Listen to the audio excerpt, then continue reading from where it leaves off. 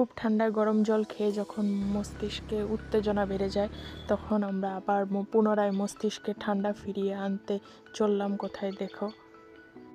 দুপাশের ঘন বন আমাদের ঠান্ডা ঠেলে দিচ্ছে। সকল বাধা অতিক্রম করে আমরা চলে আসলাম শিবজিকে নিয়ে। গাড়ি থেকে নেমে অবশিষ্ট মেকআপ সেরে হাত পা অল্প গরম করে চলে গেলাম আমরা খেতে।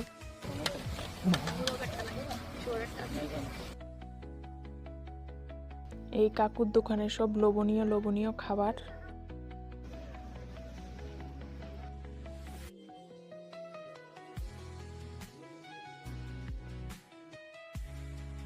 বোটিক টিকিট কাউন্টারে গিয়ে দেখলাম বোট ছেড়ে দিয়েছে, আমাদের জন্য জায়গা নেই। তাই আমরা ভাবলাম চারিপাশটা একটু ঘুরে দেখি, চলো তোমাদেরকেও দেখাই আমরা কি কি দেখতে পেলাম।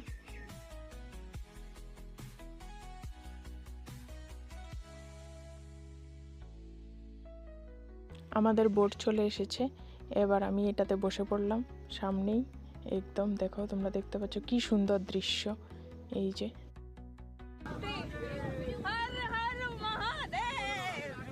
সবাই এই প্রতিমা দেখে নেমে পড়লো বোট থেকে, এইখানে দাঁড়িয়ে ফটো তুলবে বলে। সবাইকে দেখে আমিও উপরে চলে গেলাম এবং গিয়ে দেখি এখানে ইনি মায়ের কাছে প্রার্থনা করছেন, পুজো দিয়েছে। তো আমি একটু প্রসাদ নিয়ে নিলাম। এইবার আমি আর আমার বান্ধবীর সামনে বসে পড়লাম।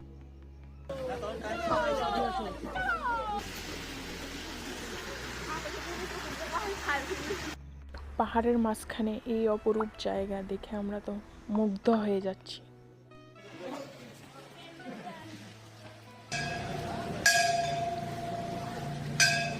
ওম নমঃ শিবায়।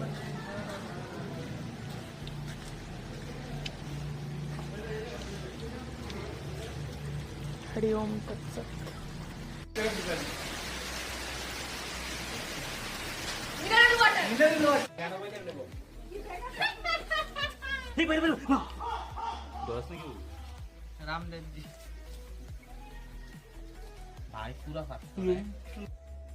এইখানে অনেকগুলি রহস্যময় গুহা আছে, জানি না এগুলির মধ্যে কি আছে।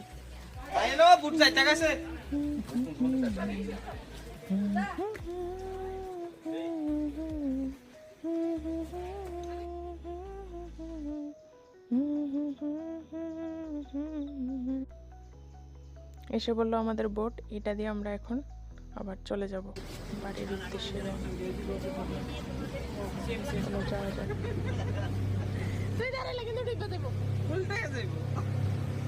Thank you for